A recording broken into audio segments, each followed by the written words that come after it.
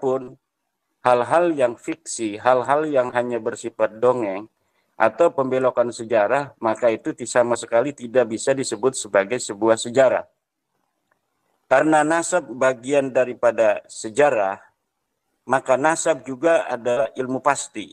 Itu saya setuju sampai di sana apa yang dikatakan oleh Ba'lawi Husain tadi, bahwa nasab adalah ilmu pasti. Oleh karena itu, tadi dia juga mengatakan bahwa nasab tidak bisa diisbat oleh mimpi. Apalagi dapat nasabnya itu dari mimpi. Ini sesuai dengan apa yang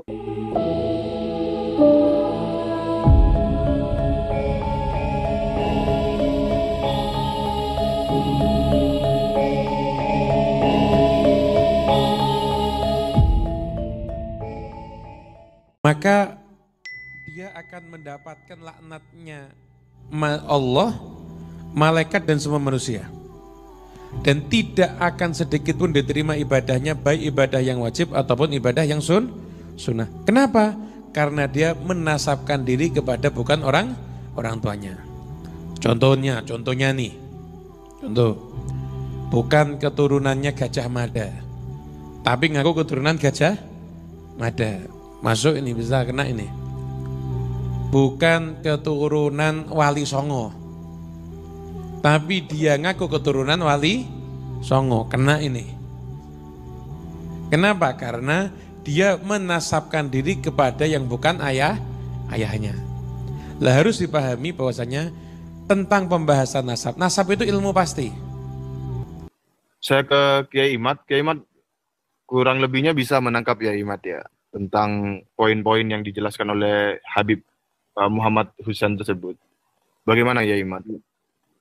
Ya, saya bisa menangkap beberapa poin dari apa yang telah disampaikan oleh Ba'lawi ini.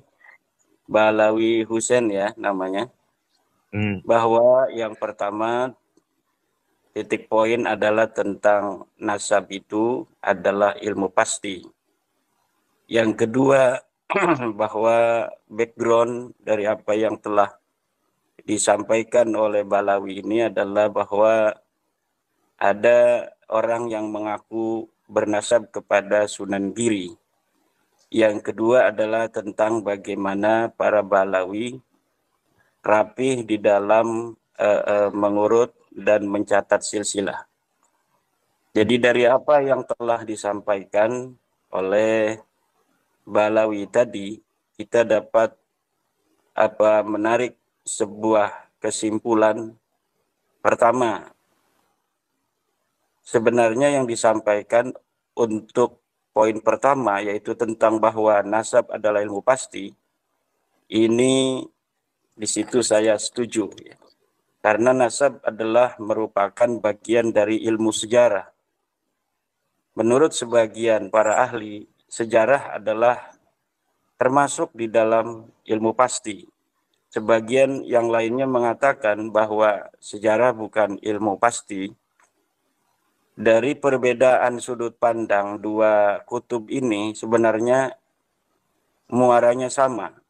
Mereka yang mengatakan bahwa sejarah adalah ilmu pasti, yang dimaksud di dalam sejarah itu adalah sejarah masa lalu yang betul-betul terjadi berdasarkan dengan bukti yang faktual, yang empiris. Maka disebutlah itu sejarah sebagai ilmu pasti. Adapun sejarah yang mengalami pembelokan, kemudian disebut sejarah, itu ada kaitnya. Sejarah palsu misalnya, atau sejarah yang telah mengalami pembelokan. Kemudian menurut yang kedua bahwa sejarah itu bukan termasuk ilmu pasti, mereka menganggap kait-kait tentang sejarah itu, bahwa ada sejarah yang asli, ada sejarah yang palsu, itu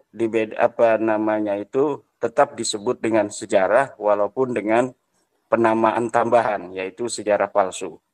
Tetapi menurut kelompok pertama, sejarah adalah ilmu pasti. Yang dimaksud dengan sejarah adalah sejarah yang betul-betul faktual terjadi pada masa di mana sejarah itu diatribusikan titik mangsanya. Adapun hal-hal yang fiksi, hal-hal yang hanya bersifat dongeng atau pembelokan sejarah, maka itu sama sekali tidak bisa disebut sebagai sebuah sejarah. Karena nasab bagian daripada sejarah, maka nasab juga adalah ilmu pasti. Itu saya setuju sampai di sana apa yang dikatakan oleh Ba'lawi Husain tadi, bahwa nasab adalah ilmu pasti. Oleh karena itu, tadi dia juga mengatakan bahwa nasab tidak bisa diisbat oleh mimpi. Apalagi dapat nasabnya itu dari mimpi. Ini sesuai dengan apa yang telah dikatakan oleh seorang pakar nasab yang bernama Syekh Khalil bin Ibrahim Ad-Duwailimi dalam kitabnya Muqaddimat fi Ilmil Ansab, bahwa yang dinamakan dengan isbat nasab la yasbutu birru'yah. An-nasabu la yasbutu birru'yah artinya bahwa nasab tidak bisa diisbat oleh mimpi-mimpi. Nah, cuma sayangnya Ba'lawi tadi itu membuat contohnya kepada nasab Sunan Giri. Saya ini keturunan Sunan Giri.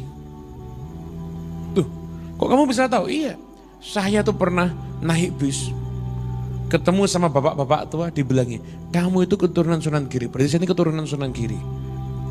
Ini berarti yang ngomong sama yang diomongi jeleknya podo ini berarti. Kemudian Ba'lawi tadi juga mengatakan bahwa kalau para habaib Ba'lawi itu nasab mereka tercatat dengan rapi. Bahkan ada seorang nasabah dari Ba'lawi yang mampu untuk menghafal dengan catatan yang rapi seluruh Ba'lawi yang ada di Indonesia dan Malaysia. Di kalangan para habaib, nasab ini dijaga. Ada orang-orang tertentu yang memang berkhidmat untuk mengurus nasab. Dan ada namanya pohon nasab. Dulu tuh generasi terdahulu, mungkin sekitar 60 tahun, 70 tahun yang lalu, ada namanya Habib Ali bin Ja'far As-Segaf. Beliau ini Masya Allah, itu beliau insya Allah nasabnya habaib se-Indonesia dan Malaysia punya semuanya beliau. Dibuat pohon begitu. Jadi orang ngaku-ngaku langsung ketahuan, ada enggak di pohon? Enggak ada. Berarti bukan. Punya semuanya beliau ini. Betul, Masya Allah, khidmat kepada urusan nasab luar biasa. Ini ada falasi di sana yang disampaikan oleh Ba'lawi tadi. Ya, sebenarnya apa yang telah disampaikan oleh Ba'lawi tadi itu membentur kepada nasab Ba'lawi sendiri. Di mana nasab Ba'lawi ini pada permulaan abad 9 itu persis seperti apa yang dikatakan oleh Ba'lawi tadi, bahwa nasab Ba'lawi sama sekali tidak dapat ditemukan referensinya sebelum pengakuan Ali bin Abu Bakar As-Sakran di tahun 895 Hijriah. Kemudian di dalam kitab Al-Burqatul Musiqah banyak sekali riwayat. Salah satunya adalah riwayat bagaimana katanya seseorang bermimpi. Kemudian dalam mimpinya itu Rasulullah datang dan menitipkan Ba'lawi sebagai titipan keturunan dari Rasulullah. Maka yang disampaikan oleh Ba'lawi tadi, Husain Al-Muhdar apa siapa tadi? Husain Al-Habsyi. Husain Al-Habsyi itu membentur atau mendobrak atau menghajar daripada nasab dia sendiri pada abad yang ke-9. Kemudian juga dalam kitab An-Nur Safir Mas Rifki itu ada sebuah riwayat di mana seorang yang bernama Syihabuddin Ahmad, yang Syihabuddin Ahmad ini ada di abad ke-10 Hijriah, di dalam kitab An-Nur Safir itu diriwayatkan bahwa ketika dia masih mengalami keraguan tentang makam Ahmad bin Isa yang ada di Hadramaut, dia berada dalam keadaan tidak ingat. Ya. Kemudian Ahmad bin Isa datang kepadanya. Kemudian dia bertanya kepada Ahmad bin Isa, apakah betul makammu itu yang ada di Hadramaut ini, wahai Ahmad bin Isa? Kemudian Ahmad bin Isa mengatakan, na'am.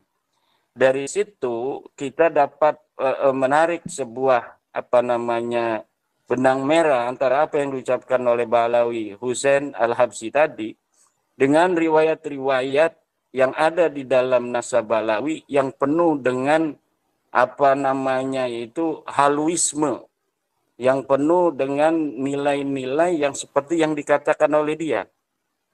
Satu sisi dia mengatakan bahwa nasab itu adalah ilmu pasti, di sisi lain banyak riwayat-riwayat di dalam tradisi literatur Balawi yang mengatakan bahwa beberapa macam item-item sejarah kenasaban mereka itu diisbat oleh mimpi. Walaupun itu di dalam Alkitab Al-Burqatul Musiqa secara empiris kita dapat melihat di dalam kitab itu nasab mereka itu mulai dibangun pada abad 9 itu. Tetapi nasab Balawi ini nasab yang betul-betul keluar, yang betul-betul muncul, timbul di abad 9 itu. Rumel Abbas pernah mengatakan bahwa sebenarnya Ali As-Sakran bukan yang pertama. Karena di dalam nasab itu, di dalam kitab Al-Burqatul Musiqa itu, Rumel Abbas itu mengatakan bahwa Ali As-Sakran hanya mensyarahi atau mengomentari sebuah syair yang diciptakan oleh Bakusher. Rumel tidak tahu kalau Bakusher itu adalah temannya Ali As-Sakran itu sendiri. Bisa jadi puisi-puisi yang diciptakan oleh Bakusher itu adalah puisi pesanan dari Ali As-Sakran karena dia masih hidup sama gitu. Dia adalah murid daripada pamannya Ali As-Sakran itu. Ya kalau misalnya orang yang hidup satu masa, kecilnya bareng. Saya lagi bikin kitab nih Al-Burqatul Musiqa tentang nasab Balawi. Coba tolong dong bikin puisi tentang nasab kami. Sehingga bukan hanya dari kami kalangan Balawi yang mengisbat nasab kami, tetapi dari orang lain juga mengisbat. Itu bisa saja terjadi. Maka sejarah dan nasab itu jangan sampai masuk di dalam filsafat yang abstrak. Karena sejarah dan nasab itu adalah sesuatu yang konkret, faktual, maka jangan sampai difilsafati sehingga nilai kekonkretan dan faktualnya sebuah nasab dan sejarah itu kemudian menjadi abstrak. Kadang-kadang moral sejarah itu Mas Rifki memang mempengaruhi manusia yang ada. Ya, tetapi kejujuran seorang sejarawan di dalam bagaimana dia menulis sehingga menghadirkan sebuah historiografi yang betul-betul nyata terjadi di masa lalu ini sangat penting agar apa? Kemenangan, kekalahan, kegetiran, kepahitan, kemanisan itu semuanya dapat terekam kemudian jadi pelajaran untuk kita hari ini dan masa depan di dalam membangun peradaban. Nah, kalau umpamanya sebuah bangsa ya menulis sejarah, kemudian menulis sejarah yang sudah mempunyai nilai-nilai moral, di sana moral dimasukkan untuk kepentingan sesuatu hal misalnya, itu nilai historiografinya itu akan hilang. Kemudian dia menjadi sebuah filsafat atau sinkronisasi sejarah untuk mencapai tujuan bersama. Dan ini akan mengkaburkan posisi-posisi kesejarahan itu sendiri di masa yang akan datang.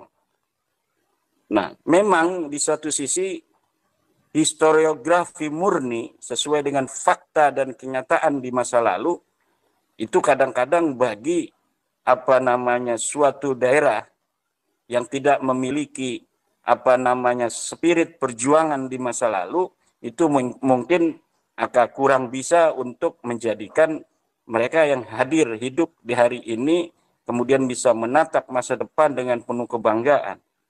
Nah, tetapi para pakar ini sedang mengadu teori.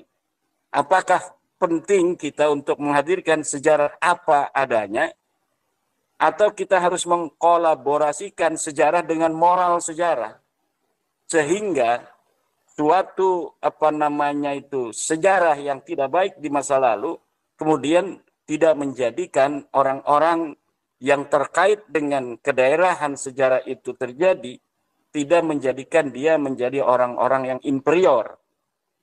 Nah, kalau misalnya seperti daerah-daerah tertentu, ini sebut saja Banten misalnya, Mas Rifki, ini sebagai contoh saja. Iya. Itu sejak 1800, di mana VOC itu kemudian bangkrut, kemudian Perancis, Belanda, kemudian betul-betul menjajah, karena sebelumnya kan sejarah yang mengatakan kita dijajah 350 tahun itu tidak sesuai dengan fakta. Karena faktanya sejak kedatangan Cornelis de Houtman ke Banten pada tahun 1590-an itu, dia datang untuk pertama kali sebagai pedagang. Kemudian sampai 1800, dari mulai 1600 sekitar 200 tahun itu mereka hanya mengadu domba antara satu kerajaan dan kerajaan lainnya. Nah, kemudian kerajaan Banten yang telah dikuasai secara ekonomi sejak 1682 sampai 1800, kemudian betul-betul dihancurkan oleh Prancis Belanda. Prancis Belanda itu pada 1808. Sejak itu masyarakat Banten itu berontak karena dia telah merasa betul-betul dijajah.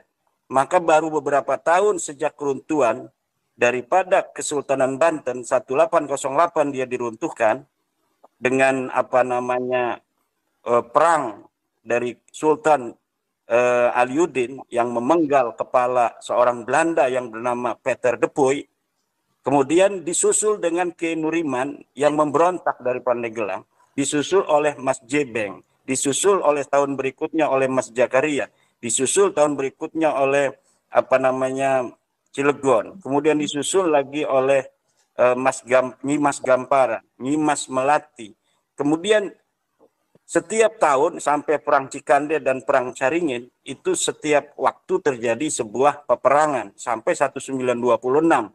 Kemudian sampai sebelum merdeka. Maka moral sejarah masyarakat Banten yang anti penjajahan itu kemudian mengkristal sampai sekarang bahwa kita anti kepada penjajahan. Dan yang nilai-nilai seperti itu, sejarah yang secara faktual memang betul-betul terjadi di masa lalu, apabila kesejarahan itu kemudian dicatat apa adanya, itu tidak menjadi masalah, bahkan akan menjadi spirit yang sangat kuat bagi masyarakat untuk dia itu muncul sebagai manusia-manusia merdeka, manusia-manusia yang ingin menjadi manusia yang tidak ada dalam kendali orang lain. Tetapi kalau semacam Ba'lawi, ini kita sebenarnya mau ngomong Ba'lawi. Alhamdulillah ini udah ada Kiai Haji Dr. Ubaidillah Tamam Al-Mutamakin.